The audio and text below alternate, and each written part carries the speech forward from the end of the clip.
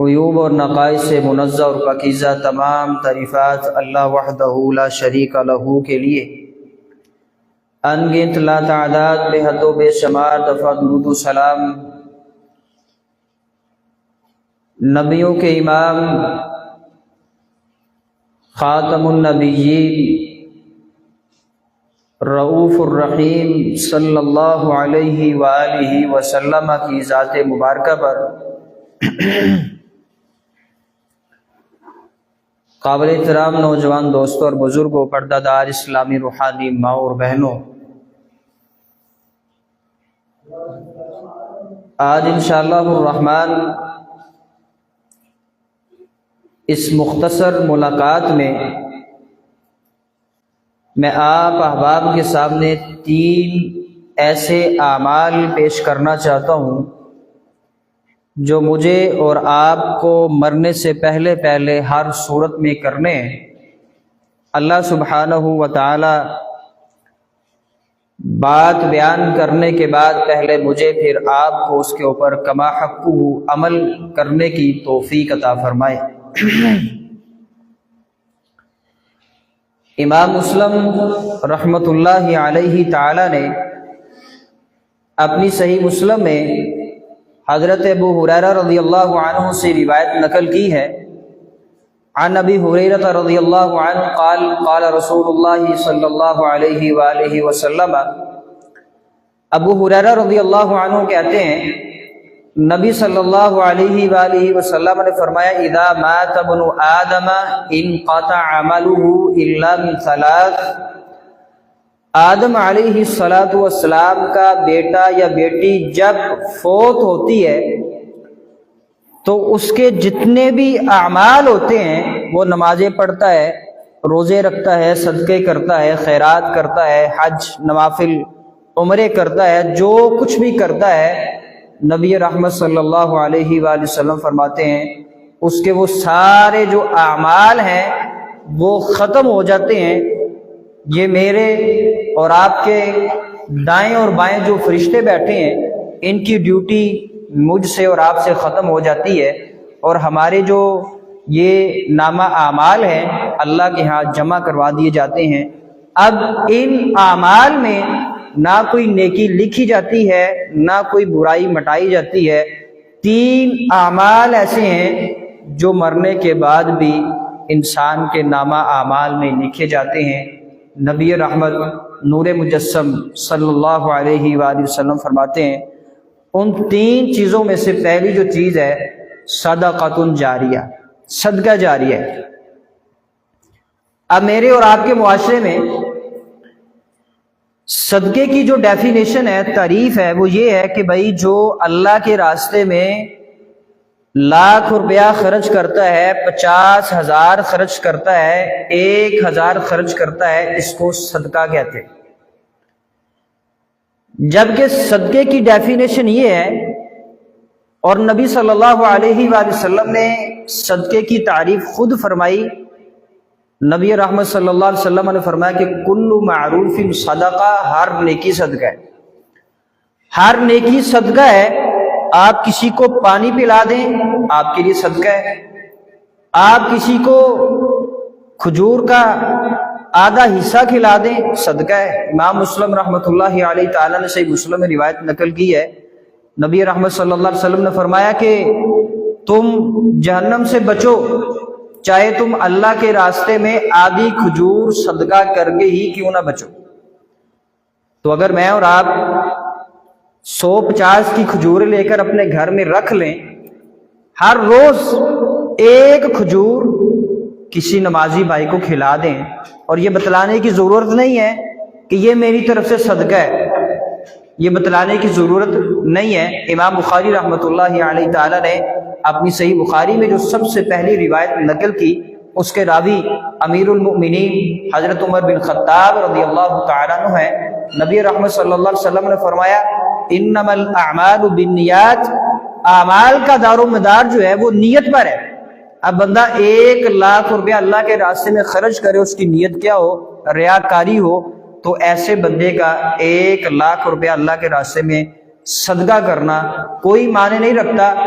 اس کے مقابلہ میں ایک بندہ 1 روپیہ اللہ کے راستے میں صرف اس لیے خرچ کرتا ہے کہ اللہ تو نے فرمایا، نبی صلی اللہ علیہ وسلم کے بقول صحیح بخاری میں امام بخاری رحمہ اللہ نے روایت نقل کی ہے، اللہ کے نبی صلی اللہ علیہ وسلم نے فرمایا کہ اللہ فرماتا ہے، اس کو حدیث قدسی کہتے ہیں، اللہ فرماتا ہے انفق و انفق، تم خرچ کرو، اللہ کہتا ہے تم خرچ کرو، میں تمہارے اوپر خرچ کروں گا۔ تو اگر میں اور آپ یہ اپنی زندگی کا معمول بنا لیں کہ زیادہ نہیں، کم از کم اپنی پاکٹ منی سے صرف اور صرف اللہ کے راستے میں 1 روپیہ خرچ کریں، صرف 1 روپیہ۔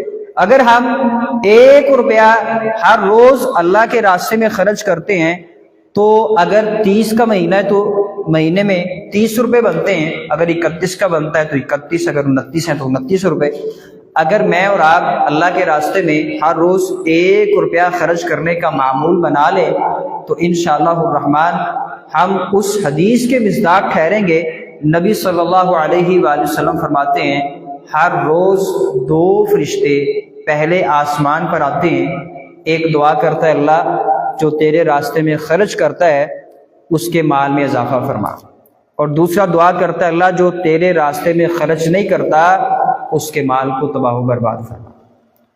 تو بھائی جو آپ کے پاس اور میرے پاس اللہ کا دیا ہوا رزق ہے، اللہ کا دیا ہوا مال ہے، اگر ہم اس مال سے، اس رزق سے 1 روپیہ، 1 کھجور، آدھی کھجور اگر اللہ کے راستے میں وقف کر دیں تو واللہ اللہ کی عزت کی قسم ہے یہ کوئی زیادہ اللہ کے راستے میں ہم خرچ کر کے احسان نہیں کر رہے۔ اور اگر ہم اللہ کے راستے میں خرچ نہ کریں تو اللہ ہمارا محتاج نہیں ہے، ہمارے خرچ کرنے سے اللہ کو کوئی فائدہ نہیں ہوتا۔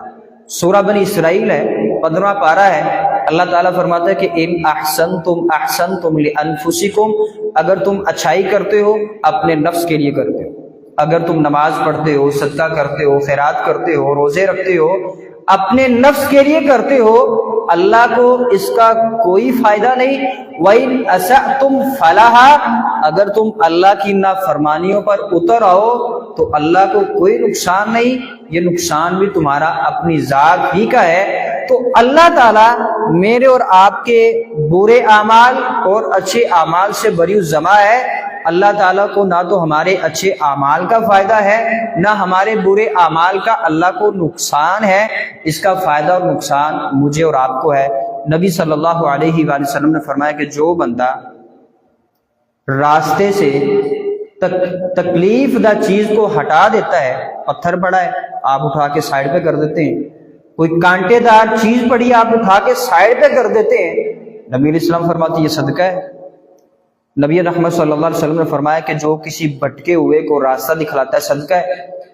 کسی مسلمان بھائی سے آپ مسکرا کر بات کرتے ہیں آپ کے لیے صدقہ ہے، کسی کو آپ کھانا کھلاتے ہیں صدقہ ہے۔ اللہ تعالیٰ مجھے اور آپ کو کثرت کے ساتھ اعمال صالحہ کرنے کی توفیق عطا فرمائے، جتنے بھی کر لیے جائیں اتنے ہی تھوڑے ہیں۔ اللہ کے نبی جناب محمد رسول اللہ صلی اللہ علیہ وآلہ وسلم ہر نماز میں معصوم الخطا ہیں، معصوم عن الخطا ہیں، آپ علیہ الصلوۃ والسلام سے کوئی خطا سرزد نہیں ہوئی، آپ جنتی ہیں۔ اللہ کے نبی صلی اللہ علیہ وآلہ وسلم ہر نماز میں اللہم انی اعوذ بک من عذاب القبر واعوذ بک من عذاب جہنم، اللہ کے نبی صلی اللہ علیہ وآلہ وسلم قبر کے عذاب سے، جہنم کے عذاب سے پناہ مانگتے ہیں۔ تو جب نبی صلی اللہ علیہ وآلہ وسلم نے ہر نماز میں عذاب قبر اور عذاب جہنم سے پناہ مانگی ہے، میرا اور آپ کا بالاولیٰ حق بنتا ہے کہ ہم ہر اس چیز کو اللہ کے راستے میں وقف کر دیں جو مجھے اور آپ کو جہنم کی آگ سے بچا کے رکھے۔ صحیح مسلم نے، امام مسلم رحمۃ اللہ علیہ تعالی نے جہنم کے حوالے سے ایک روایت نقل کی ہے، آپ علیہ الصلوۃ والسلام نے فرمایا جہنم کی 70,000 لگامیں ہیں۔ جہنم کی کتنی لگامیں؟ 70,000 لگامیں ہیں۔ ایک لگام کو 70,000 فرشتوں نے پکڑا ہوا ہے۔ جہنم کی 70,000 لگامیں ہیں، ایک لگام کو 70,000 فرشتوں نے پکڑا ہے۔ قرآن مجید میں اللہ تعالیٰ نے جہنم کی بقول ایک بات نقل کی، جہنم کل قیامت والے دن کہے گی حل من مزید، اللہ اگر اور کوئی مجرم ہے تو آنے دے، میرے اندر جگہ بڑی وسیع ہے، وسیع و عریض ہے۔ نبی رحمت صلی اللہ علیہ وسلم فرماتے ہیں اللہ تعالیٰ جہنم کے اوپر اپنا پاؤں مارے گا، پھر جا کر کے جہنم جو ہے وہ کنٹرول میں ہوگی۔ اب 70,000 لگامیں ہیں، ایک لگام کو 70,000 فرشتے نے پکڑا ہے۔ آپ اگر ان کو آپس میں ملٹی پلائی کریں تو میرے خیال سے آپ کو اس چیز کا جواب کمپیوٹر بھی نہیں دے گا۔ اللہ تعالیٰ مجھے اور آپ کو، ہم سب کو عذاب قبر اور عذاب جہنم سے محفوظ رکھے، اور کثرت کے ساتھ اللہ تعالیٰ مجھے اور آپ کو صدقہ خیرات کرنے کی توفیق عطا فرمائے۔ اب یہ ہرگز صدقے کی ڈیفینیشن یہ نہیں کہ آپ جو ہے وہ اللہ کے راستے میں 1000 روپیہ، 500 روپیہ، 5000 نہیں، آپ کے پاس 1 روپیہ ہے، 2 ہے، 5، 10 جتنے بھی ہیں، آپ اس ہاتھ سے خرچ کر دیں اور اس ہاتھ کو خبر بھی نہ ہونے دیں۔ انشاءاللہ آپ اس کا رزلٹ اپنی دنیاوی زندگی کے اندر دیکھیں گے کہ اللہ تعالیٰ آپ کو کتنا مال سے نوازتا ہے، اور اللہ تعالیٰ پھر بندے کو وہاں سے رزق کی فراوانیاں عطا کرتا ہے کہ انسان جو ہے وہ دیکھ کر حیران رہتا ہے کہ اللہ یہاں سے بھی یہ ہو سکتا تھا، میں نے تو یہ سوچا ہی نہیں تھا۔ اس کی مثال ایک بتا دیتا ہوں، اس کے بعد اگلی بات کرتا ہوں۔ حضرت ماں مریم علیہ السلام جب ان کو ایک بند کمرے کے اندر بند کر دیا گیا، اب اس کمرے کے اندر بے موسم پھل، آپ یوں لے لیں کہ سردی کے اندر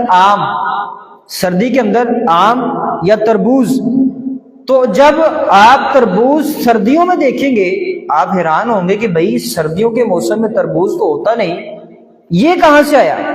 تو یہ اس بات کی دلیل ہے کہ اللہ تعالیٰ کچھ بھی کسی بھی وقت کچھ بھی کرنے پر قادر ہے۔ نہ اللہ تعالیٰ کو کوئی روک سکتا ہے، نہ اللہ تعالیٰ کو کوئی ٹوک سکتا ہے، نہ اللہ تعالیٰ سے کوئی پوچھ سکتا ہے کہ اللہ تو نے یہ کیا تو کیا کیوں؟ کیونکہ اللہ تعالیٰ جو ہے وہ فعال لما یرید ہے، جو چاہتا ہے وہ کر دیتا ہے، اس کو کوئی روکنے ٹوکنے پوچھنے والا نہیں۔ اللہ تعالیٰ مجھے اور آپ کو صحیح معنوں میں کتاب و سنت کو پڑھنے پڑھانے کی توفیق عطا فرمائے۔ دوسرا عمل جو نبی صلی اللہ علیہ وآلہ وسلم نے فرمایا، نبی صلی اللہ علیہ وسلم فرماتے ہیں او علم ينتفع به، ایسا علم جس سے لوگ فائدہ اٹھائیں۔ مثال کے طور پر صحیح مسلم میں امام مسلم رحمۃ اللہ علیہ تعالیٰ نے نبی صلی اللہ علیہ وآلہ وسلم کا فرمان نقل کیا، جو بندہ 100 دفعہ سبحان اللہ پڑھتا ہے، 100 دفعہ کیا پڑھتا ہے؟ سبحان اللہ، نبی صلی اللہ علیہ وسلم فرماتے اس کے نامہ اعمال میں 1000 نیکیاں لکھ دی جاتی ہیں، 1000 اس کے گناہ جو ہیں وہ اللہ تعالیٰ معاف کر دیتا ہے، 1000 اللہ اس کے درجات کو بلند کر دیتا ہے۔ 1000 نیکیاں، 1000 گناہ معاف ہوتے ہیں، 1000 درجات بلند ہوتے ہیں۔ کیا کرنا ہے؟ 100 دفعہ کہنا ہے سبحان اللہ سبحان اللہ سبحان اللہ۔ اب بھائی آپ کے پاس اس چیز کا علم ہے، آپ اس علم کو، اس بات کو، اس پیغام کو، اس میسج کو اپنے واٹس ایپ اسٹیٹس پہ لگاتے ہیں، اپنی فیس بک پہ اپلوڈ کرتے ہیں، آپ کے پاس یوٹیوب ہے، میسنجر ہے، انسٹاگرام ہے، ٹک ٹاک ہے، آپ جو بھی سوشل میڈیا استعمال کرتے ہیں، اگر آپ اس حدیث کو لکھ کر لوگوں تک پہنچا دیں، جو بھی اس کے اوپر عمل کرے گا آپ کو اجر ملے گا، آپ کو بتلانے والے کو اجر ملے گا، پھر جس نے آپ کو بتلایا اس کو بتلانے والے کو اجر ملے گا، اور یہ سلسلہ چلتا چلتا صحابہ کرام رضوان اللہ علیہ اجمعین تک پہنچتا ہے۔ یہ وہ اعمال ہیں جو ہمارے مرنے کے بعد کام آئیں گے۔ نبی صلی اللہ علیہ وسلم نے فرمایا، سنن ابن ماجہ کے اندر روایت ہے، جو بندہ 100 دفعہ سبحان اللہ و بحمدہ کہتا ہے، اللہ تعالیٰ اس کے سارے گناہ جو ہے وہ معاف کر دیتا ہے، اگرچہ وہ گناہ سمندر کی جھاگ کے برابر ہو۔ اب کتنی دیر لگتی ہے؟ سبحان اللہ و بحمدہ سبحان اللہ و بحمدہ۔ بڑے ہی احسن طریقے کے ساتھ، پیار کے ساتھ، عزت اور احترام کے ساتھ آپ اللہ تعالیٰ کی یہ تسبیح کریں، سبحان اللہ و بحمدہ، سبحان اللہ و بحمدہ۔ اللہ تو پاک ہے، تیری ہی تعریفیں ہیں۔ اللہ میں گناہ گار، اللہ مٹی سے بھی گندا، اللہ میں گناہوں سے اپنے آپ کو گندا کر چکا ہوں۔ اللہ تیرا کوئی شریک نہیں، تو بیوی سے پاک، بچوں سے پاک، اولاد سے پاک، عزیز و اقارب سے پاک، اللہ تو والدین سے پاک، اللہ تو ہر رشتے سے پاک ہے۔ اللہ میں تیرا مقابلہ نہیں کر سکتا۔ وَبِحَمْدِهِ، اللہ تعریفیں تیری ہیں۔ میں چودھری ہوں اپنی جگہ پر، اللہ میں لینڈ لارڈ ہوں اپنی جگہ پر، میں شیخ صاحب ہوں، حافظ قرآن ہوں، استاد ہوں، جو کچھ بھی ہوں، اللہ میں اپنی جگہ پر ہوں۔ وَبِحَمْدِهِ، تعریفات تیری ہیں۔ اگر میں اور آپ اس کلمے کو سوچ کر سمجھ کر اس کو پڑھیں تو میرے خیال سے 5 منٹ بھی نہیں لگیں گے، 100 دفعہ پڑھ لیں گے۔ نبی صلی اللہ علیہ وسلم فرماتے سمندر کی جھاگ کے برابر بھی گناہ ہو تو اللہ تعالیٰ معاف کر دیتا ہے۔ اس میں ایک بات کا اضافہ کر دینا چاہتا ہوں، جو کبیرہ گناہ ہے وہ معافی مانگنے کے بغیر معاف نہیں ہوتے۔ مثال کے طور پر ایک بندہ زنا کرتا ہے، اللہ تعالیٰ نے قرآن مجید میں سورہ بنی اسرائیل میں فرمایا 15 پارے میں، وَلَا تَقْرَبُوا الزِّنَا، تم زنا کے قریب بھی نہ جاؤ۔ زنا کرنا دور کی بات، اس کے قریب بھی نہیں جانا۔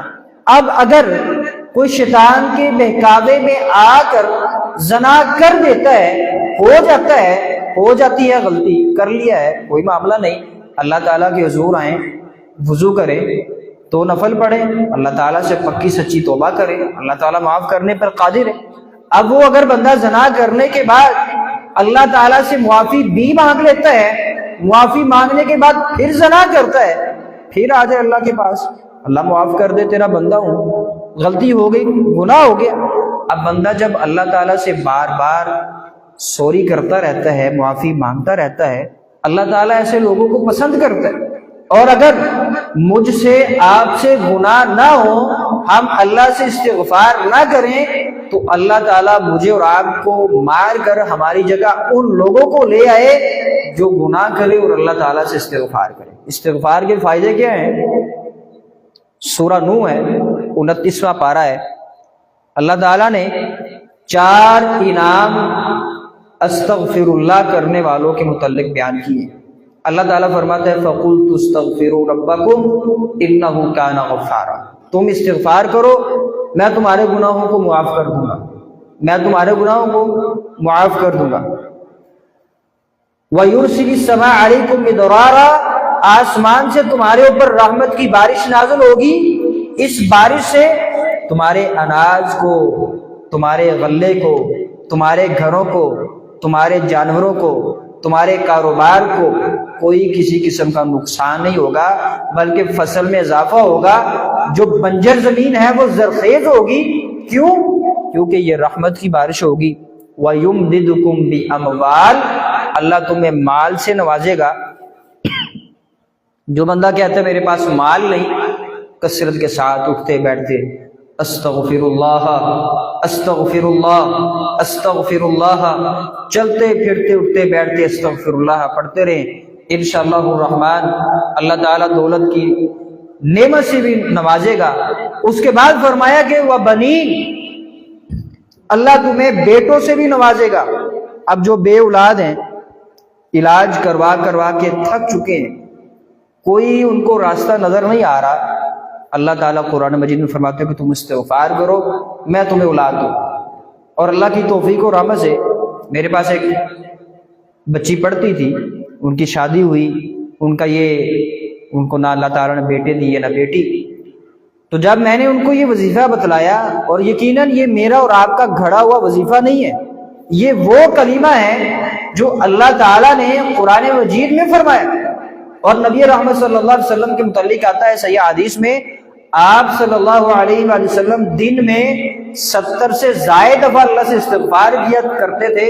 تو مجھے اور آپ کو بھی اولا چاہیے کہ ہم ہر روز صبح فجر کی نماز کے بعد 100 دفعہ یہ تسبیح کریں، استغفر اللہ و اتوب الیہ، اللہ میں تجھ سے استغفار کرتا ہوں، معافی مانگتا ہوں اور تیری ہی طرف ہم نے لوٹ کر آنا ہے۔ جب میں نے یہ وظیفہ بتایا اور وظیفہ کرنا شروع کیا تو اللہ تعالیٰ نے ان کو 2 جڑواں بیٹے دیے۔ اب یہ دینا نہ دینا اللہ کی مرضی ہے، لیکن جب ہم اللہ کے بتلائے ہوئے راستے پر چلتے ہیں، اللہ کے قوانین کو ہم فالو کرتے ہیں، تو اللہ تعالیٰ پھر قرآن مجید میں سورہ طلاق 28واں پارہ ہے، وَمَن يَتَّقِ اللَّهَ يَجْعَلْ لَهُ مَخْرَجًا وَيَرْزُقْهُ مِنْ حَيْثُ لَا يَحْتَسِبُ، اللہ فرماتا ہے جو مجھ سے ڈر جاتا ہے میں اس کو رزق وہاں سے دیتا ہوں جہاں سے اس کا وہم و گمان بھی نہیں ہوتا۔ بس کرنا کیا ہے؟ تقوی، اپنے دلوں میں اللہ کا میں نے اور آپ نے ڈر پیدا کرنا۔ تو ایسا علم جس سے لوگ فائدہ اٹھائیں۔ آپ قرآن پڑھتے ہیں، صحیح بخاری میں نبی صلی اللہ علیہ وآلہ وسلم کا فرمان امام بخاری رحمہ اللہ نے نقل کیا ہے، خیرکم من تعلم القرآن وعلمہ، تم میں سے بہتر وہ ہے جو قرآن پڑھتا ہے اور دوسروں کو پڑھاتا ہے۔ آپ ناظرہ پڑھنا جانتے ہیں، آگے کسی کو پڑھا دیں۔ آپ ترجمہ پڑھنا جانتے ہیں، آگے کسی کو پڑھا دیں۔ آپ تفسیر جانتے ہیں، کسی کو بتلا دیں۔ اور یقیناً یہ آپ سب مجھ سے بہتر جانتے ہیں کہ جب انسان اس دنیا سے جاتا ہے، ماں باپ، بہن بھائی، اہل و عیال، عزیز و اقارب، ہم سب سارے مل کر اس مرنے والے کو جلدی جلدی نہلا کر، ٹائم فکس کر کے اس مقررہ وقت پر اس کو قبر کے اندر اتار دیا جاتا ہے۔ اور میں نے ان لوگوں کو بھی دیکھا ہے جو اپنے والدین کی قبروں کو بھول جاتے ہیں، ان کو پتہ ہی نہیں والدین کی قبریں کدھر ہیں۔ تو یہ کب ہوگا؟ کیسے اولاد کو پتہ چلے گا کہ والدین کی قبر کدھر ہے؟ انشاءاللہ اسی حدیث کے اگلے حصے میں بیان کروں گا۔ تو خیرکم من تعلم القرآن وعلمہ، تم میں سے بہتر وہ ہے جو قرآن سیکھتا ہے اور سکھاتا ہے، پڑھتا ہے، پڑھاتا ہے۔ اگر آپ نورانی قاعدہ پڑھنا جانتے ہیں تو بھائی کسی ایک بچے کو قرآن پڑھا دیں، نورانی قاعدہ پڑھا دیں۔ اب یہ سوشل میڈیا، اس کے اوپر فحاشی یعنی عام ہے۔ اللہ تعالیٰ نے سورہ نور کے اندر فرمایا کہ ان الذین یحبون ان تشیع الفاحشۃ فی الذین آمنوا لهم عذاب الیم فی الدنیا والآخرہ واللہ یعلم وانتم لا تعلمون، وہ لوگ جو اس بات کو پسند کرتے ہیں کہ اہل ایمان میں، مومنین میں فحاشی جو ہے وہ عام ہو جائے، لہم عذاب علیم فی الدنیا والآخرہ، ان لوگوں کے لیے دنیا اور آخرت میں دردناک عذاب ہے۔ واللہ یعلم، اللہ بہتر جانتا ہے، وانتم لا تعلمون، تم نہیں جانتے۔ اگر میں اور آپ، اللہ تعالیٰ مجھے اور آپ کو سوشل میڈیا کی گندگی سے محفوظ فرمائے، اگر بالفرض ہم میں سے کوئی سوشل میڈیا پر کوئی گانا اپلوڈ کرتا ہے اور اپلوڈ کرنے کے کچھ منٹوں بعد، گھنٹوں بعد، دنوں بعد، مہینوں بعد موت واقع ہو جاتی ہے، تو ہم نے صدقہ کیا چھوڑا پیچھے؟ برائی۔ ہم نے وہ چیز اپنے پیچھے چھوڑی جو ہمیں بجائے نفع دینے کے نقصان دے۔ اب یہ جتنے لوگ اس گانے کو سنتے جائیں گے، شیئر کرتے جائیں گے، پرموٹ کرتے جائیں گے، وہ سارا گناہ میرے اور آپ کے کھاتے میں آتا جائے گا۔ اور اگر ہم یہی کوئی ایسا جملہ، کوئی ایسا کلمہ، کوئی ایسی چیز اپلوڈ کر دیں جس کے ساتھ لوگوں کو فائدہ پہنچے، دنیاوی بھی اور اخروی بھی، تو انشاءاللہ الرحمن یہ مرنے کے بعد کام آئے گا۔ آپ آج ایک ایکسپیریمنٹ کر کے دیکھ رہے، چھوٹا سا تجربہ کر کے دیکھ رہے۔ صحیح بخاری میں ایک روایت ہے، نبی صلی اللہ علیہ وسلم نے فرمایا، عبداللہ بن عمر رضی اللہ تعالیٰ عنہما اس حدیث کے راوی ہیں، لا ينظر اللہ الی من جر ثوبہ خیلاء او کما قال النبی صلی اللہ علیہ وسلم، نبی صلی اللہ علیہ وسلم نے فرمایا کہ جو بندہ اپنی سلوار، اپنا ٹروزر، کچھ بھی جو پہنتا ہے، تہبند پہنتا ہے، پینٹ پہنتا ہے، سلوار پہنتا ہے، پینٹ پہنتا ہے، کچھ بھی پہنتا ہے، وہ تکبر کی وجہ سے نیچے لٹکاتا ہے، ٹخنوں سے نیچے جاتی ہے وہ سلوار، تو اللہ کے نبی صلی اللہ علیہ وسلم فرماتے ہیں کہ اللہ تعالیٰ اس بندے کی طرف نظر رحمت سے کل قیامت والے دن نہیں دیکھے گا۔ اور صحیح مسلم امام مسلم رحمۃ اللہ علیہ تعالیٰ نے اسی حوالے سے ایک حدیث نقل کی، فرمایا کہ جتنا کپڑا ٹخنوں سے نیچے ہوگا اللہ تعالیٰ اس کو اتار کے جہنم میں پھینک دے گا۔ آپ سارے میرے سمیت اس کے اوپر اپنی سوسائٹی کے اندر عمل کر کے دیکھ لیں، ہر بندہ آپ کو گھورے گا، باتیں کرے گا، تو یار یہ بندہ کیا ہے، اس کی سلوار اوپر ہوتی ہے، اس کی پینٹ جو ہے ٹخنوں سے اوپر ہوتی ہے۔ اور اللہ تعالیٰ میرے اور آپ کے معاشرے کے اوپر رحمت فرمائے، ہم نے ان نوجوان لڑکیوں کو دیکھا ہے جو گھر سے پڑھنے کے لیے نکلتی ہیں، کالج، یونیورسٹی اور اسی طرح سکول، ان کی آپ پینٹ دیکھ لیں تو آدھی آدھی پنڈلیاں ننگی ہیں۔ نبی صلی اللہ علیہ وآلہ وسلم نے فرمایا کہ لعنت ایسے مرد کے اوپر جو عورتوں کی مشابہت کرتے ہیں، اور لعنت ایسی عورت کے اوپر جو مردوں کی مشابہت کرتی ہیں، اور ایسے مردوں کے اوپر لعنت ہے جو عورتوں کی مشابہت کرتے ہیں۔ اب یہ حکم مردوں کو تھا کہ وہ اپنے ٹخنوں کو ننگا رکھیں، مردوں نے ٹخنوں کو ڈھانپ لیا، اور خواتین کو ڈھانپنے کا حکم تھا، انہوں نے ننگے کر لیے۔ بہرحال اللہ تعالیٰ مجھے اور آپ کو مرنے سے پہلے اعمال صالحہ کرنے کی توفیق عطا فرمائے۔ تو ہم نے مرنے سے پہلے جتنے بھی یہ اعمال ہیں ان کو اپنے لیے کر کے جانا ہے، تاکہ ہمارے مرنے کے بعد نہ ہمیں ہمارے بھائی کی ضرورت پڑے، نہ والدین کی پڑے، نہ اہل و عیال کی ضرورت پڑے، اور نہ ہمیں یہ ضرورت پڑے کہ جاؤ کسی مدرسے سے جا کر کے قرآن لے آؤ اور بچوں کو پڑھاؤ، قبر پر سارے بیٹھ کر پڑھیں۔ تو یہ جتنے بھی طریقہ کار ہیں یہ غیر شرعی ہیں۔ اللہ تعالیٰ مجھے اور آپ کو کتاب و سنت پر عمل کرنے کی توفیق عطا فرمائے۔ تیسرا اور آخری عمل، اللہ کے نبی صلی اللہ علیہ وسلم نے فرمایا او ولد صالح یدعو له، ایسی اولاد جو ماں باپ کے مر جانے کے بعد والدین کے لیے دعا کرتی ہے، اللہ تعالیٰ اس دعا کو رد نہیں کرتا بلکہ قبول کرتا ہے۔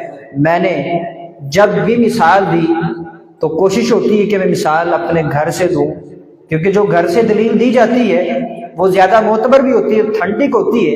میرے تایا ابو، ان کو مارنے والے ان کے اپنے بیٹے، اور جب وہ گولی لگی فوت ہو چکے۔ اب اس بیٹے کو نماز جنازہ پڑھنا دور کی بات، وضو کرنے کا طریقہ ہی معلوم نہیں۔ اب جس باپ نے ساری زندگی پال پوس کر بڑا کیا، پڑھایا لکھایا کھلایا پلایا، سردی گرمی کے اندر ہر موسم میں اس کے کپڑوں کا خیال رکھا، اس کی طبیعت کو دیکھا، ہر جائز خواہش کو پورا کیا، باپ دنیا سے گیا ہے، بیٹے کو وضو کا طریقہ ہی نہیں معلوم۔ یہ کب ہوگا؟ جب والدین اپنی اولاد کی تربیت کریں گے، باپ کا جنازہ سامنے ہو، بیٹا پیچھے کھڑا ہو اور یہ اعلان کہے کہ آج میں اپنے والد کا جنازہ پڑھاؤں گا۔ اللہ کی عزت کی قسم ہے، آپ اپنے اس شہر کے جو سب سے بڑے عالم دین ہیں ان کو بلا لیں، اور ایک طرف وہ بیٹا جس کا باپ فوت ہوا وہ کھڑا ہو کے جنازہ پڑھا لے۔ دونوں کے جنازہ پڑھانے میں زمین و آسمان کا فرق ہوگا۔ بیٹے کے دل سے دعا نکلے گی، اللہم اغفر لہ وارحمہ وعافہ واعف عنہ واکرم نزلہ، اللہ میرے باپ کو معاف کر دے۔ اب بیٹا جب باپ کی میت سامنے رکھ کر کھڑا ہوگا تو یقین جانے اللہم اغفر لہ، اللہ میرے ابا جی کو معاف کر دے، اس لفظ کو پتہ نہیں کتنی دفعہ دہرائے گا، اللہم اغفر لہ، اللہم اغفر لہ، اللہم اغفر لہ۔ اگر وعدہ کا جنازہ ہے، اللہم اغفر لہا، اللہ میری ماں کو معاف کر دے، اللہم اغفر لہا، اللہ میری ماں کو معاف کر دے۔ اب یہ جب جملہ، یہ کلمہ، یہ دعا بیٹا بار بار دہرائے گا، نبی صلی اللہ علیہ وآلہ وسلم فرماتے ہیں او ولد صالح یدعو لہ، نیک اولاد کی دعا جو ہے وہ والدین کے حق میں اللہ رد نہیں کرتا۔ اب والدین کی کیا ذمہ داری ہے؟ والدین کی یہ ذمہ داری ہے کہ وہ اپنی اولاد کو اس ٹیکنالوجی کے دور میں اللہ کے راستے میں وقف کر دیں، تو یہ بہت بڑی بہادری ہے ان کی۔ غربت ہے، پیسہ نہیں، کاروبار نہیں، شہرت نہیں، عزت نہیں، جائیداد نہیں، واللہ اللہ کی قسم ہے ہر چیز کو چھوڑ کر کے آپ اپنے بیٹوں کو بیٹیوں کو دین کے راستے پر جب گامزن کر دیں گے، چلا دیں گے، تو اللہ تعالیٰ ایسے لوگوں کو کبھی رائگاں نہیں کرتا۔ حامان، قارون، بڑے بڑے بدماش دنیا پہ آئے، آج ان کا اگر نام ہے تو ذلت و رسوائی میں ہے۔ جو اہل علم، امام بخاری رحمہ اللہ تعالی 254 ہجری میں غالباً فوت ہوئے، اور آج 2026 میں ان کا جب بھی نام لیا جاتا ہے، کوئی بھی نام لیتا ہے، وہ ساتھ دعائیہ کلمہ پڑھتا ہے، امام بخاری رحمہ اللہ تعالی، اللہ ان کے اوپر اپنی رحمت فرمائے۔ تو میرے بھائی اور دوستو، مجھے اور آپ کو بھی مرنے سے پہلے پہلے ایسے کام کرنے ہیں کہ ہم اگر مر جائیں، آج کل سال بعد، 2 سال بعد، 5 10 سال، جب بھی ہمارا وقت مقررہ اللہ نے لکھا ہے، ہم مر جائیں تو ہمارے مرنے کے بعد جو بھی ہمارا پلیٹ فارم ہے، ہم جو سوشل میڈیا استعمال کرتے آئے ہیں، اس کے اوپر ایک بھی ایسی چیز نہ ہو کہ جس کے ہمارے مرنے کے بعد وہ چیز ہمارے لیے وبال جان بنے۔ اور اللہ کے نبی صلی اللہ علیہ وآلہ وسلم نے یہ جو 3 اعمال بتلائے ہیں، صدقہ اور علم اور اولاد کے معاملہ میں تو ہمیں اتنی سختی کرنی چاہیے۔ ہمارے معاشرے میں یہ بڑے حقوق بیان کیے جاتے ہیں کہ اولاد کے والدین کے اوپر حقوق کیا ہے، تو والدین کے بھی حقوق ہیں اولاد کے اوپر۔ تو اگر اللہ تعالیٰ نے کبھی موقع دیا تو انشاءاللہ اس کے اوپر بھی گفتگو کریں گے۔ تو بہرحال والدین کو چاہیے کہ اپنے مرنے سے پہلے پہلے اپنی اولادوں کو اپنے لیے صدقہ جاریہ بنا لیں، اور اگر وہ صدقہ جاریہ بنا لیتے ہیں تو باپ یا ماں یا دونوں میں سے کوئی ایک جب بھی دنیا سے جائے تو اولاد کو چاہیے کہ وہ اپنے آپ کو سنبھال کر، اپنے آپ کے اندر ایک قوت پیدا کر کے اپنے والدین کو دنیا سے بذات خود اس دنیا سے رخصت کریں۔ میں نے پہلے بھی بتایا ہے کہ اگر ایک وقت کا ولی ہو اور ایک طرف عام سادہ غریب پڑھا لکھا حافظ قرآن عالم دین ہو، تو یہ دونوں کے نماز جنازہ پڑھانے میں زمین و آسمان کا فرق ہوگا۔ بیٹے کے دل سے دعائیں نکلیں گی ماں کے لیے بھی، اولاد اپنے باپ کے لیے بھی۔ تو میں نے اور آپ نے آج ہی سے اللہ کی توفیق سے نماز جنازہ کی جو دعائیں ہیں وہ یاد بھی کرنی ہے، اور ہم نے یہ تہیہ کرنا ہے۔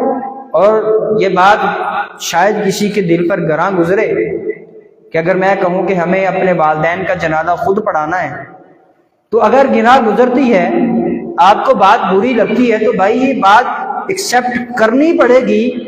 اللہ تعالیٰ نے قرآن مجید میں کئی مقامات پر فرمایا کل نفس ذائقۃ الموت، ہر نفس نے مرنا ہے، ہر نفس نے موت کا مزہ چکھنا ہے، ہر نفس نے سوائے اللہ کے فرشتوں کو بھی ایک دن موت آئے گی۔ اور اللہ تعالیٰ مجھے اور آپ کو مرنے سے پہلے پہلے اپنے ان 3 اعمال جو میں نے ذکر کیے، اللہ تعالیٰ مجھے اور آپ کو عمل کرنے کی توفیق عطا فرمائے۔ تو اگر ہم ایسے ہی دنیا سے چلے جاتے ہیں، نہ ہم نے کوئی صدقہ چھوڑا، نہ ہم نے لوگوں کو کوئی اچھی بات بتلائی، اور نہ ہی ہم نے اپنی اولادوں کو اپنے لیے صدقہ جاریہ چھوڑا، تو پھر آپ اس بات کو مت بھولیں کہ آپ کی اولاد آپ کی قبر کا راستہ بھول جائے گی۔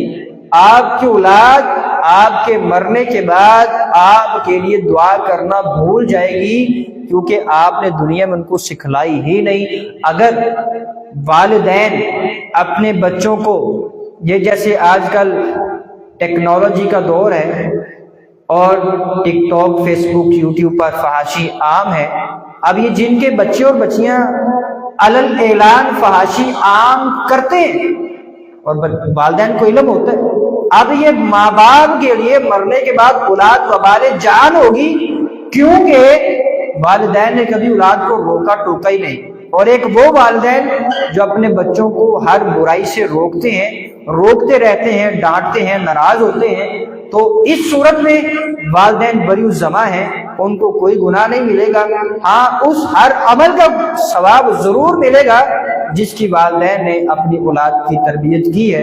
اللہ تعالیٰ مجھے اور آپ کو کما حق کتاب و سنت پر عمل کرنے کی توفیق عطا فرمائے۔ جو بیان کیا اللہ تعالیٰ پہلے مجھے پھر آپ کو اس کے اوپر صحیح معنوں میں عمل پیرا ہونے کی توفیق عطا فرمائے۔ جو غلطی ہوئی اللہ تعالیٰ معاف فرمائے، جو صحیح بولے وہ اللہ تعالیٰ کی طرف سے، جو غلطی ہوئی وہ میری طرف سے۔ وآخر دعوانا ان الحمد للہ رب العالمین۔